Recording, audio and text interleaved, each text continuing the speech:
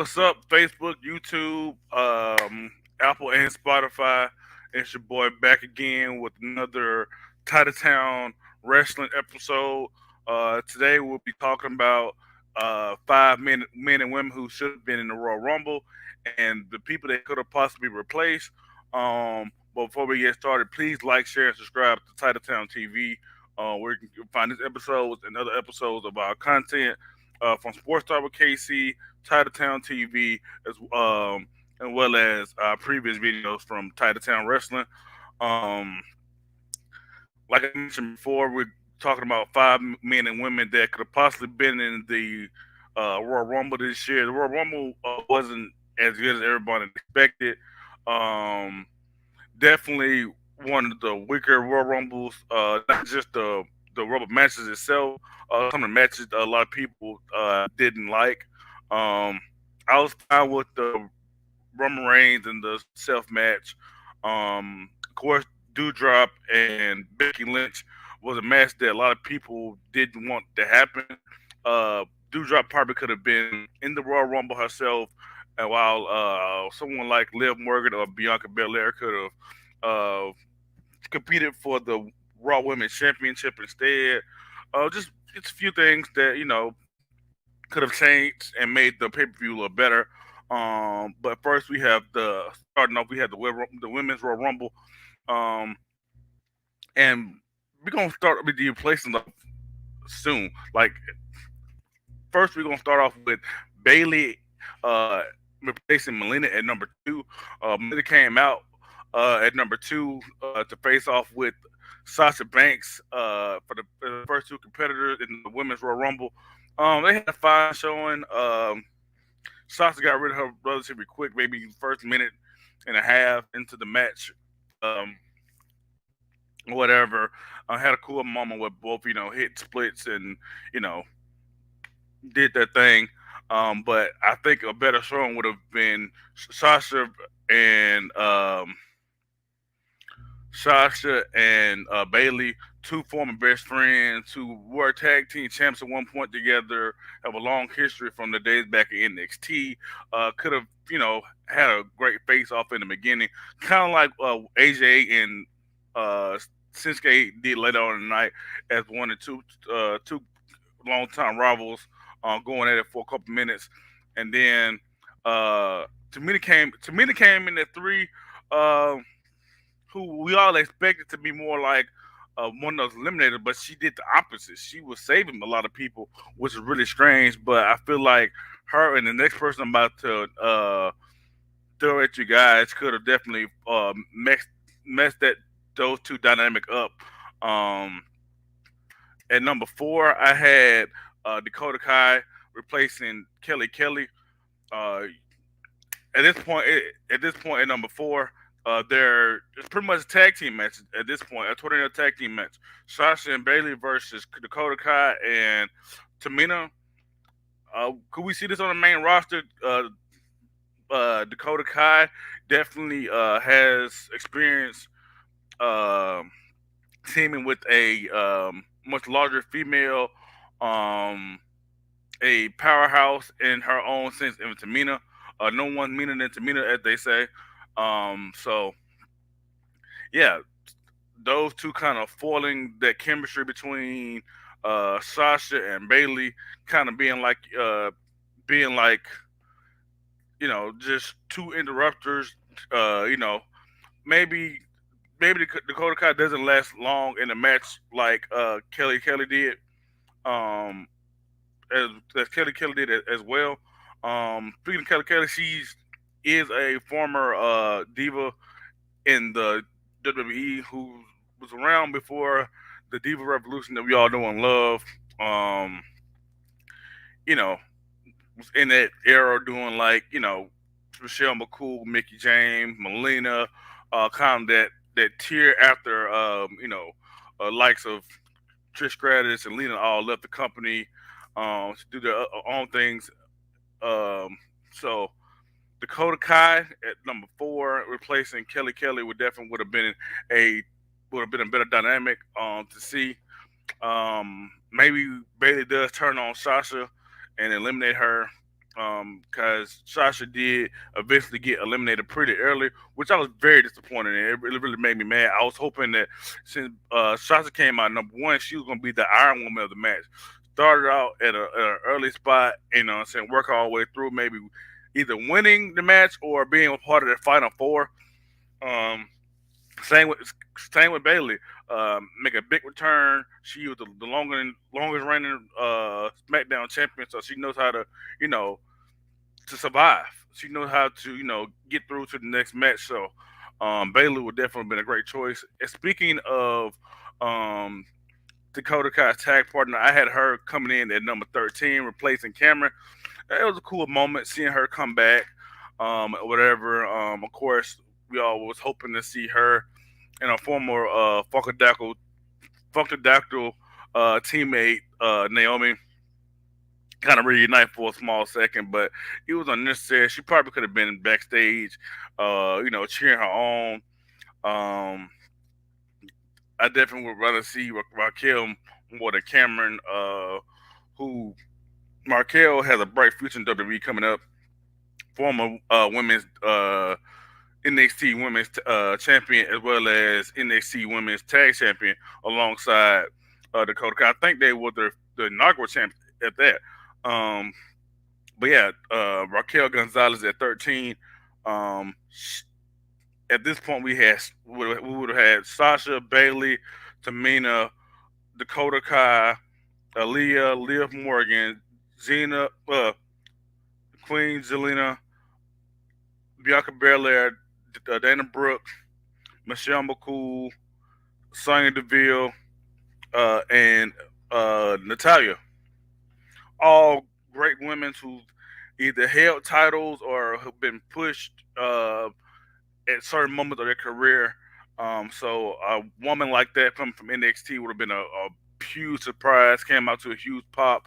Um, Her and Tamina could have faced off two powerhouse women of their own right. Definitely probably been a dream match, one of those starter matches. When Raquel eventually makes that jump to the main roster. Um, yeah, I definitely would have see them face off. Her and Bianca had a great relationship when they were both in NXT together. So another face off would have been great. Face off with Michelle McCool, another tall uh, woman who held her own. I'm not saying that she will come back for a one more run, but I definitely could see Michelle McCool having future matches um, along down the line, maybe against, like I said, Raquel Gonzalez or Charlotte Flair. Not maybe not necessarily over the title or whatever like that. Just one of those legend match, saying coming back. Like we have, of course, we have Lita coming back to face Becky Lynch at um, Extreme Rules Elimination Chamber now. So that'd have been cool. Um, Sonya Sonya Deville was out there. She's another heel who could have faced off with Raquel. Just to name a few. Um, let's keep it going. Another NXT call up could have been at 21 for Alicia Fox. I have Io Shirai replacing her. Um, Io Shirai is one of my favorite all time, not just right now or when it was a black and gold brand in NXT, but all time women in NXT. Very athletic. They call her the genius for the sky for a reason. Has the best moonsault since Kurt Angle, some say. So seeing her in a match like that, she could have did. I'm not sure if they had plans for her or not, but I would have made plans for her definitely. Showcasing her ability in the ring. Her facing off against maybe a Naomi would have been great. Natalia would have been great. Let's see who's else on the board. Sonya Deville, um, Mickey James, people like that. Um, I know we had a spot where Brie Bella and Nikki Bella kind of teamed up a little bit. So we definitely could have had a spot, couple of spots later for Oscar and Oscar replacing Summer Rae at 23. Um,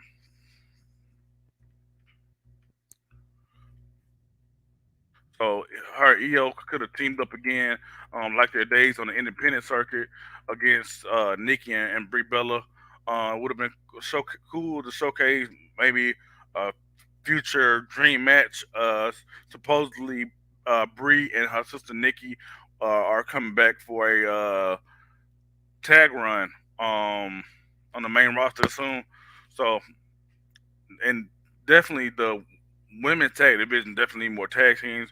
Zelina and um, Carmella are a good tag team. Of course, they're the tag champs right now, but they seem more like a thrown together tag team, especially with Zelina Vega being the queen of the ring right now. She could really have a solo run right now. We know what Carmella has done, former SmackDown champion, the inaugural Money in the Bank champion for the women's. So definitely don't see them as a tag team in the future. Io Shirai and Oscar have a past, of working together. Dakota and Raquel, they couldn't reunite, even though they feuded recently. Just throwing out some women tags, of course, Bailey and Sasha Banks. I just wish they would have handled the women's tag belt a little bit better. So yeah, and those were my five women who should have been in the World Rumble. If you think that uh, those aren't the right ones, or those the ones who the people I replaced could have stayed, or you had a better replacement piece, let me know in the comment section. Um,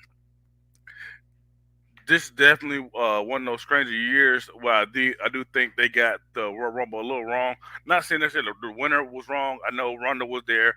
Uh, I'm not sure what the plan was for her to win initially or whatever. Um, just looking by the way she was dressed, it didn't seem like they really had plans for her. It's kind of like, hey, go out there and win this match. I'm not sure. I'm not one of the bookers for the company. I wish I was. I probably could have booked this match a little better. But hey, let's move on to the men's. Just like the women's match, we're gonna do it numerically down. So at number four, I have Grayson Waller replacing Robert Roode. That TNA moment between AJ and Robert Roode was definitely great to see. It was great to hear the crowd chanting TNA. Um, a company that was represented by Mickey James, the Impact champion, women's champion. So that representation was enough. We probably could have saved that match for, that moment for maybe a Raw or whatever like that. Whenever you do decide to break up the Dirty Dogs, and have Robert go on a solo run. But yeah, at that moment in time, you had AJ and Shinsuke start the match off, and then Austin Theory at three. Um, a guy who not necessarily tagged with Grayson Waller, but he did go against AJ Styles in a match where Grayson Waller interfered, and so for them to see them tag to team up against AJ and Sheen, who got two guys who respect for each other, former rivals.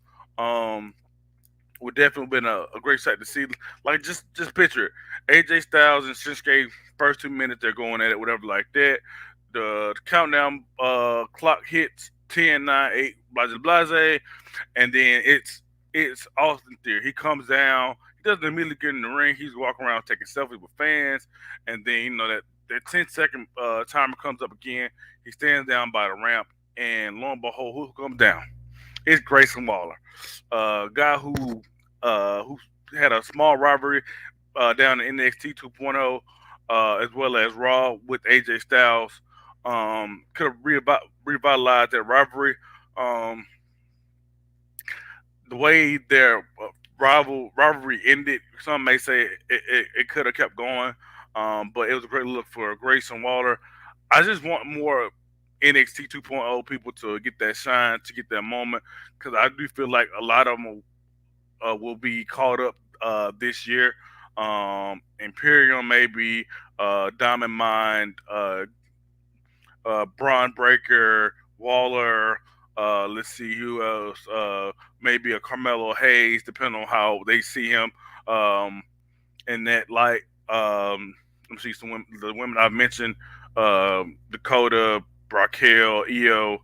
Um, yeah, all those people. Probably I can see all those people being caught up at some point this year. Maybe the day after WrestleMania, or the night after WrestleMania, or the SmackDown after WrestleMania. So yeah, Grace Smalley at 4, having a cool moment with Austin Theory breaking up that AJ Styles and Shinsuke Nakamura, um, you know, New Japan moment where they both just going at it, and those two come in and disrupt everything, kind of like that role of um, Dakota Kai in the women's match.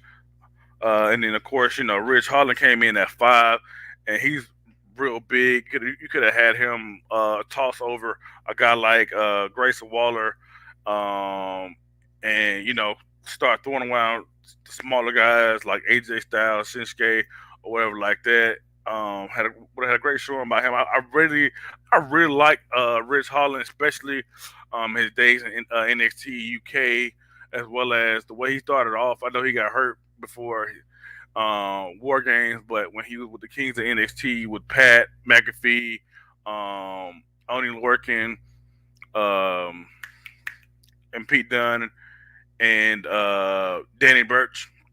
So, and then Montez came at 6.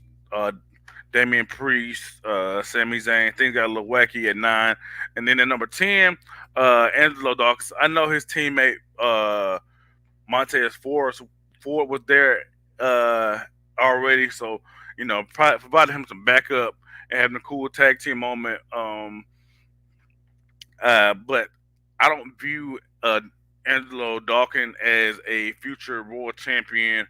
Not even honestly, not even as a single champion either. Just once him and Montez break up, I don't know if WWE have any plans for him or whatever. I know they probably definitely have some things in line for Montez.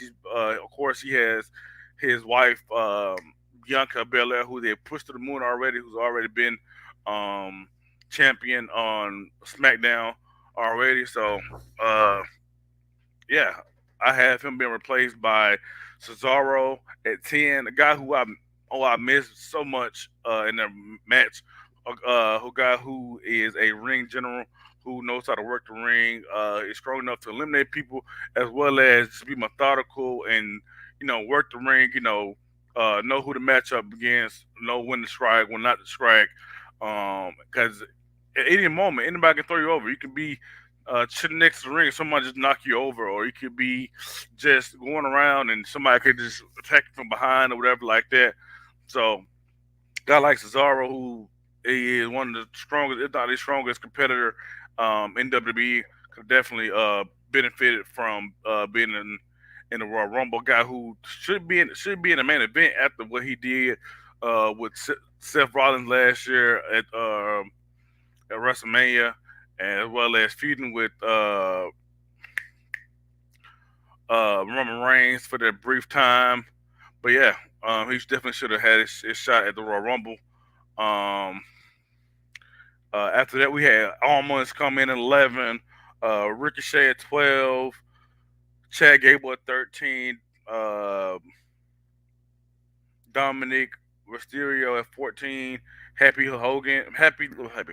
I'm thinking about Marvel, Happy Corbin, uh, Dolph Ziggler, Sheamus, Rick Boogs, and then at 19 we had Madcap. I know he eliminated AJ Styles, but um, I'm not a fan of a Happy Corbin and Madcap. It's a cool tag team or whatever, a cool group. But I'd much rather see Happy Corbin you know, in the IC division on SmackDown, taking on Shinsuke as or Sheamus. Same light. I don't see him running with Rich Holland too much longer. I'd rather see them as rivals, um, and competing for the IC title, which hasn't been defended very much. So having more competitors. And speaking of which, a former IC champion, I have Finn Balor replacing Madcap at 19. Um, Him and Ricochet could have did some things together. Some of the two high flyers, as well as the greatest seller of all time, and Dolph Ziggler could have, helped sell Finn Balor. Um, Sami Zayn and Finn Balor have to have their matches in the past. Uh, a guy like Dominic Mysterio could have got the rub, could have got a good rub from Finn Balor, so that would have been a great moment. Uh, Another probably surprised pick, but I definitely would have loved to see a guy like Solo Sequoia enter the Royal Rumble. I'm not sure what they have planned for Shane McMahon. It was cool to see him back in the WWE, of course, as always. He's always been a bright spot for the WWE whenever he does come back.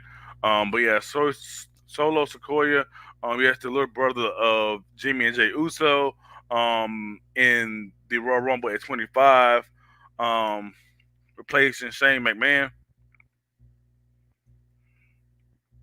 I definitely would love to see that. Um, at that point in time, before he entered the ring, we had guys like Riddle, Drew McIntyre, Kevin Owens, Rey Mysterio. Um, oh, I had that wrong. He did, Shane McMahon didn't at 25. It was Otis, right, guys? Um, it was actually Otis. Otis hasn't um, hasn't lived up to the hype since breaking away um, from Tucker a couple years ago. Um, I mean, uh, him and Gable's tag team is fine. They're great. I'm sure they're great champions and all. But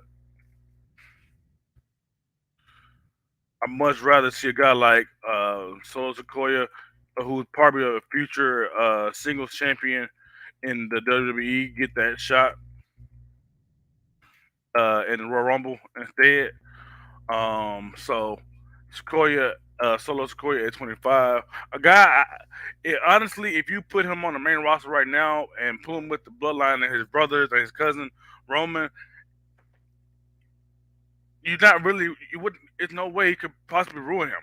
He could be more of an enforcer for Roman instead of having Jimmy and Jay look like lackeys, or whatever like that. A legit enforcer whenever Roman just wanted to sit back and chill and watch a match, continue the heel gimmick, whatever like that. Um, Seth Rollins, with the way things ended, could possibly put him over. Uh, or let me see. Um, we had the last few picks, the last few entrants into the match are heavy hitters. Riddle, Drew, KO, Big E, Randy, and Brock. Him squaring off with any of those names would have been a great. I do see him as the next NXT North American champion. I see Mello running through uh, Cameron Grimes, possibly getting a call up. Another guy I definitely considered for a list, but I didn't know where to put him at on here. It'd been a cool comical moment, whatever. But I wanted to stick to being serious about this. This is a shot at WrestleMania. There's no reason for tag teams to be in the match because obviously they're not going to be the next person in line for a championship at WrestleMania or any comical things we had. it was enough with Sammy and the whole Johnny Knoxville thing. That was enough. Solo. Yeah, Solo at 25 replacing Otis would definitely been a treat for all of us. And then last but not least, Brian Breaker at 28 instead of Shane McMahon. Like I mentioned before I mess up, Shane McMahon at 25 would have been great. I mean, not having Shane McMahon at 28 was cool. You know, great moment. It's always great to see him. Um, Whenever he does pop back up in WWE, one of the guys who we hoping either him or Triple H take over the company whenever Vince does step down. But yeah, Braun Breaker, the NXT champion, um, who's probably the future of the company. Once a lot of those names started to top main eventers started to dwindling down their careers. Roman Reigns, who's talked a lot of retirement. Seth Rollins is getting up in age. Brock, he's been around for the last 20 years.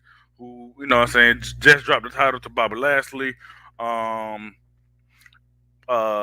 let's see here. Just another step in one of those step in the future. He's very young. I think he's younger than 25. So it would have been great to see him in the match, in the Royal Rumble match. I'm I think his dad and his uncle might have competed in the Royal Rumble back in the early 90s or late 80s. Not really sure. Got to fact check that, but um, if not, he'd be the first Steiner to enter the Royal Rumble. So yeah, it'd have been a great moment just to project the future of WWE. He possibly could have lasted to the Final Four. Maybe him, Brock, Randy, and Riddle.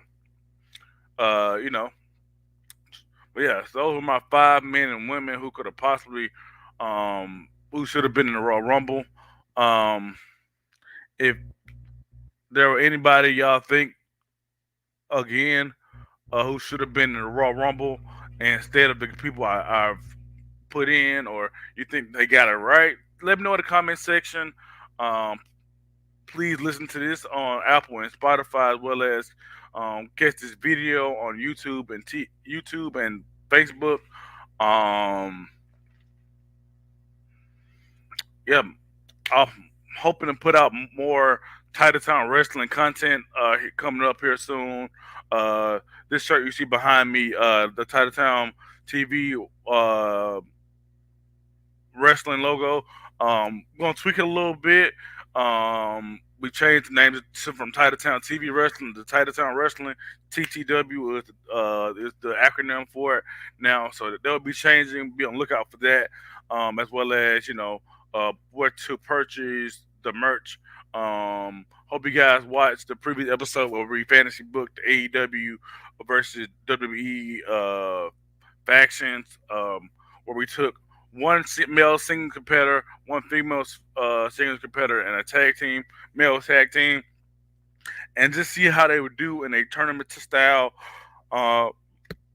tournament style setting, and see who is the best faction in all of wrestling of just two major companies. If you had any ideas of any factions that you would like to see, please comment on that video, as well as go listen to it on Apple and Spotify. It's your boy, Titletown KC. Um, Check it. I will be live tomorrow for Sports Talk with KC on Facebook and YouTube tomorrow at 8 o'clock. Just like each and every Wednesday night.